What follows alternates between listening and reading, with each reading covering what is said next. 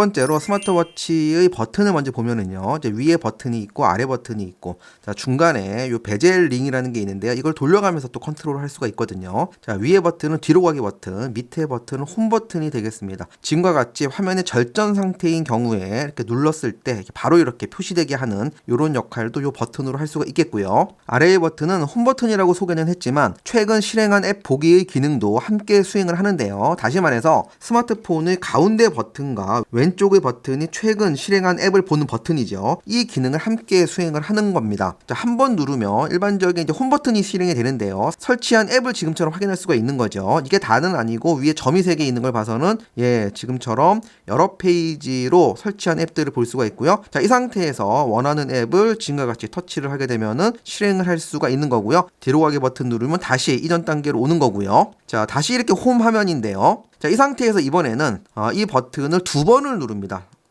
지금처럼 2번을 눌렀는데요. 자, 이랬을 경우에는 최근 실행한 앱 보기가 실행이 되는 겁니다. 스마트폰의 맨 왼쪽 버튼이 수행이 된 것과 똑같은 거죠. 자, 이런 식으로 해서 최근 실행한 앱을 모두 종료를 하고 싶다 그러면 하나씩 할 때는 이렇게 하는 거고, 모두 닫기 하면은 모든 실행한 앱들이 종료를 하게 되는 거고요.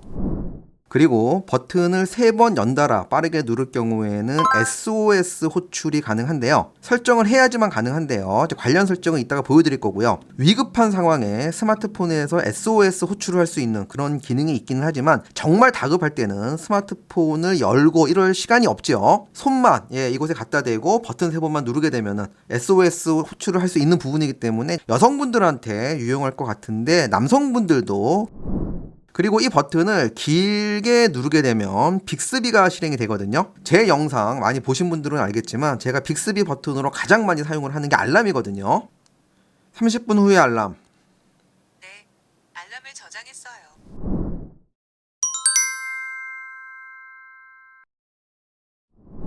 이번에는 화면 컨트롤하는 방법을 볼 건데요. 손가락으로 오른쪽으로 화면을 넘기게 되면은 설정되어 있는 위젯들이 보이는데요. 지금의 위젯은 날씨 관련된 건데요. 터치를 하게 되면은 해당 앱이 이렇게 실행이 되는 거고요. 스마트폰의 경우에도 위젯이 있기는 하지만 사용하는 경우에만 사용을 하거든요. 저 같은 경우에 지금과 같이 구글 드라이버와 관련된 기능들이 있는 위젯을 설치를 했고요. 이런 것들도 하나의 위젯 형태라고 볼 수가 있죠. 스마트폰에서의 위젯 설정은 손가락으로 이렇게 합니다. 이렇게 하게 되면은 여기 위젯이라는 항목이 있거든요. 자, 이곳에서 원하는 위젯을 설치할 수가 있는데요. 스마트워치의 경우에는 화면이 작다 보니까 앱을 실행해서 하는 것보다 큼직큼직하게 보이는 위젯 형태로 앱의 정보를 보는 활용이 훨씬 그 활용도가 높은 것 같습니다. 자, 이번에는 오른쪽이 아니라 왼쪽으로 화면을 넘기게 되면은 알림 내용을 볼 수가 있는데요. 자, 스마트폰에서 이렇게 알림을 내린 여기서 알림 내용을 볼 수 있는 것과 똑같은 그런 기능이라고 보시면 되는데요. 스마트폰에서의 알림 내용과 스마트워치에서의 알림 내용은 다르게 설정이 가능합니다. 방금 본 화면의 왼쪽 오른쪽 스와이핑은 베젤 링으로도 가능한데요. 베젤 링을 지금과 같이 하게 되면은 알림 창이 뜨게 되는 거고요. 자, 오른쪽으로 베젤 링을 돌리면 위젯들이 순서대로 실행되는 것을 확인할 수가 있습니다. 화면을 왼쪽 오른쪽 스와이핑 하는 거 말고 위에서 아래로 이와 같이 내리게 되면은 스마트폰에서처럼 빠른 설정 아이콘이 뜨는데요. 자, 이곳에 보면은 소리와 관련된 부분, 전원을 껐다 켜는 부분도 있고, 지금 현재 파랗게 되어 있는 부분은요. 자, 이것을 끄게 되면은 절전 모드에서 화면이 완전히 꺼지게 됩니다. 자, 이것을 표시를 했기 때문에 절전 모드에서 화면이 약간 어두워지지만 시계가 표시가 되는 것을 앞서서 확인할 수가 있었죠.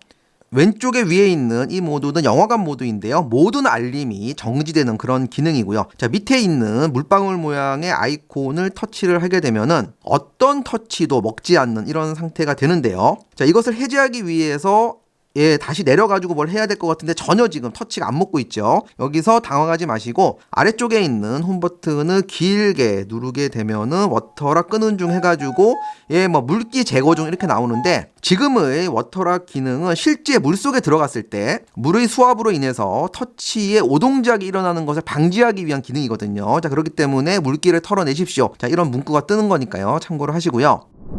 이번에는 화면을 길게 터치를 하게 되면은 지금과 같이 시계 모양을 바꿀 수 있는 이런 상태로 전환을 하는데요. 자, 지금의 시계 모양이 이쁘다 그러면은 터치를 하게 되면은 지금과 같이 시계 모양이 바뀐 것을 확인할 수가 있는데요. 이거 말고도 정말 이쁜 시계 모양이 많이 있음에도 저희 경우 지금의 시계 모양을 사용하는 이유는 지금의 시계 대시보드에서는 여러 가지 정보를 한꺼번에 볼 수 있는 기능이 있거든요. 밑에 보면은 꾸미기 터치 버튼이 보이는데요. 터치를 하게 되면은 자, 이 상태에서 이렇게 베젤을 돌리게 되면은 색상도 바꿀 수가 있거든요. 자, 이 상태에서 넘기게 되면은 왼쪽 상단 부분을 내가 커스터마이징 할 수가 있고, 한 번 더 넘기면 오른쪽 상단, 더 넘기면 왼쪽 하단. 자, 이런 식으로 총 5가지를 내가 설정을 할 수가 있거든요. 자, 관련된 설정은 스마트폰에서 하는 게 훨씬 편하기 때문에 물론 여기서도 가능하지만요. 자, 스마트폰에서의 설정을 제가 이따가 보여드릴 거고요. 자, 원하는 설정이 끝났다라고 하면 확인 버튼을 누르면 현재 컬러만 지금 바꾼 상태로 설정이 완료가 되었는데요. 자, 관련된 설정은 워치에서도 모두 가능하지만 예를 들어서 이렇게 넘겼을 때 자, 지금의 위젯을 삭제하고 싶다 그러면 이렇게 길게 누르게 되면 이렇게 되죠. 자, 이 상태에서 넘기면서 원하는 위젯을 삭제하고 싶을 경우 우측 상단에 마이너스 버튼을 터치하면 삭제가 되거든요. 자, 이런 식으로 모든 것들을 이곳에서 가능하지만 스마트폰에서 컨트롤하는 것을 보여드리겠습니다. 그게 훨씬 편하니까요. 지금부터는 스마트폰에서 워치와 관련된 설정을 하는 부분을 보겠습니다. 갤럭시 웨어러블이라는 앱이 있거든요. 자, 이것을 실행을 하고요. 자, 왼쪽 상단 이 부분을 터치를 하게 되면은 지금의 스마트폰과 연결된 적에 있는 그런 기기들이 보이는데요. 저 같은 경우에 무선 이어폰, 워치 두 가지를 쓰기 때문에 두 가지 디바이스가 보이는 걸 확인할 수가 있고요. 워치에 대한 설정을 할 거기 때문에 워치를 설정을 했고요. 자, 이 부분을 터치를 하게 되면은 남은 배터리 수와 함께 남은 저장 공간을 볼 수가 있습니다. 자, 이곳에 보면은 알림 설정, 애플리케이션, 위젯 세 가지가 보이는데요. 앞서서 위젯을 워치에서 하는 걸 설명드렸는데 아무래도 번거롭죠. 자, 이곳을 터치를 하고 자, 이곳에서 원하는 위젯을 이렇게 순서를 이렇게 바꿀 수도 있고요. 마이너스를 누르면 삭제도 하게 되는 그런 부분이고요. 저장을 하겠고요. 자, 이 상태에서 알림 설정도 마찬가지입니다. 터치를 하겠고요. 현재 알림 설정이 첫 번째는 문자, 두 번째는 카카오톡. 사실 이 두 가지 알림을 가장 많이 워치를 쓰면서 사용을 하지 않나 이렇게 생각을 합니다. 자, 이거 말고도 이제 모두 보기를 하게 되면은 스마트폰에 있는 많은 앱들의 알림 설정이 가능한데요. 여기에서 아셔야 될 거는 스마트워치에 이런 앱들이 다 깔릴 수는 없지요. 자, 이것은 두 기기가 블루투스로 연결이 된 상태로 작동을 하기 때문에 스마트폰에서의 알림이 이곳에서 표시가 된다. 이렇게 이해를 하시면 되겠습니다. 자, 물론 메시지나 카카오톡 같은 경우에는 문자를 받았을 때, 카카오톡 메시지를 받았을 때 내가 답장을 할 수 있는 그런 기능까지도 가능하니까요. 참고를 하시고요. 애플리케이션 같은 경우에도 이곳에서 설치 삭제도 가능하고요. 이런 모양 순서 변경도 가능하고요. 그리고 아래에 보면은 유용한 기능이라고 있는데요. 자, 이곳을 터치해서 앞서 설명드렸듯이 두 번 누르기가 현재 최근 사용한 앱으로 되어 있는데 이것을 내가 원하는 기능으로 바꿀 수가 있고요. 마찬가지 길게 누르기의 기본값은 빅스비 호출인데 전원 끄기로 대체할 수도 있고요. 그리고 SOS 기능 말씀을 드렸죠. 자, 아래쪽 버튼을 연속으로 3번 누를 경우에 SOS 호출 신호를 보낼 수 있다고 그랬는데요. 터치하고요. SOS 메시지 보내기 설정을 켜게 되면은 연락처를 추가하라고 되어 있는데요. 자, 지인의 연락처를 추가해서 위급한 상황일 경우에 내 위치까지 전송이 된다고 합니다. 아래 보면은 낙상 감지 기능이 있는데요. 자, 이것을 설정을 하게 되면은 내가 어떤 심한 충격을 받고 쓰러졌을 때 그것을 기기적으로 감지를 하는 거죠. 일정 시간 동안 알림을 울리고요. 그래도 계속 반응이 없다. 그럴 경우에는 마찬가지 설정한 곳으로 SOS 메시지를 보내는 그런 기능입니다. 개인적으로 꽤 유용할 거라고 생각되는 기능인데요. 내 워치 찾기라는 기능이 있습니다. 외부에 나갔을 때는 항상 착용 중일 거기 때문에 이 기능을 사용할 일이 없겠지만 집안에서 또는 특정 곳에서 워치가 안 보일 때 자, 지금은 시작 버튼을 누르게 되면은 지금의 워치에서 이렇게 알람이 울리는 것을 확인할 수가 있고요. 자, 이것만 가능한 게 아니고요. 자, 이것만 있으면 제가 유용하다라고 말씀을 안 드릴 텐데 지금의 워치에서도요. 알림창을 내리게 되면은 페이지를 넘겼을 때 맨 오른쪽에 보면은 돋보기 모양의 아이콘이 보이는데요. 자, 이 부분을 터치를 하게 되면은 지금과 같이 터치를 하게 되면은요. 내 폰 찾기 기능이 수행이 되는데요.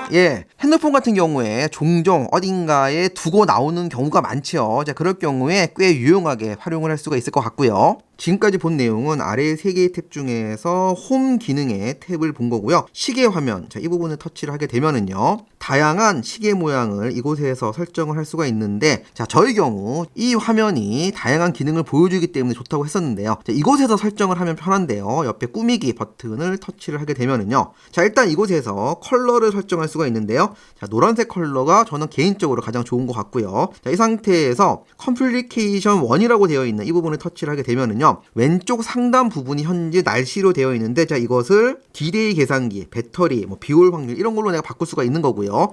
자, 이 부분을 선택을 하게 되면 마찬가지. 자, 이 부분은 좀 배터리를 설정을 한 상태고요. 자, 3 부분을 하게 되면은, 자, 이 부분인데요. 자, 미세먼지의 정보를 볼 수 있게끔 설정이 되어 있고, 자, 이곳은 걸음수를 볼 수 있게끔 설정이 되어 있습니다. 이 화면만으로도 다양한 정보를 볼 수가 있는 거죠. 자, 마지막으로, 가운데 부분에 이 영역은 비올 확률로 되어 있는데요. 자, 이것을 자세한 날씨 정보로 바꾸겠습니다. 자, 이 상태로 놓고 제가 현재 지금 이런 모양으로 되어 있지 않습니까? 자, 저장 버튼을 터치를 하게 되면은요, 보시는 바와 같이 설정된 내용이 바로 반영이 된 것을 확인할 수가 있습니다. 지금까지 스마트워치 3의 다양한 기능을 봤는데요. 자, 이거 말고도 꼭 알아야 할 2가지 굉장히 중요한 그런 기능이 있는데요. 운동과 관련된 기능, 헬스와 관련된 기능입니다. 자, 위젯을 쭉 넘기다 보면은요, 지금의 화면이 나오는데요. 달리기, 자전거, 수영, 얼마만큼 운동을 했을 때 칼로리 소모라든지 이동 거리 같은 것을 알려주는 그런 앱인 것 같고요. 제가 실제 사용은 안 해봐서요. 한 번 더 넘기게 되면은 혈압을 측정하는 그런 부분이 나오는데요. 지금의 기능은 바로 실행을 할 수는 없고요. 실제 혈압기를 가지고 왼쪽에서는 워치로 실제 혈압기는 오른손으로 측정을 해서 숫자가 나왔을 때 보정값을 넣어줘야 됩니다. 자, 그리고 나서 워치로 단독적으로 혈압 측정이 가능한 부분인데요. ECG라고 하는 기능은 심전도, 심박수를 측정하는 기능인데요. 자, 기록 버튼을 눌러서 실제 측정을 해보겠습니다. 자, 확인 버튼을 누르겠고요. 자, 손가락을 상단 버튼에 이렇게 올리게 되면은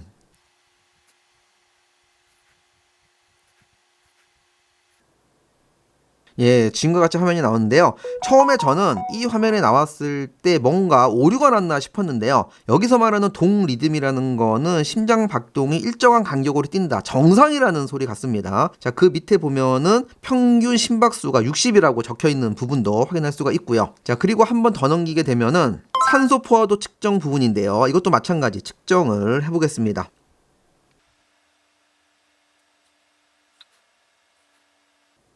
100%가 나왔는데 이게 어떤 의미인지는 모르지만 어쨌든 이런 측정도 가능하고요.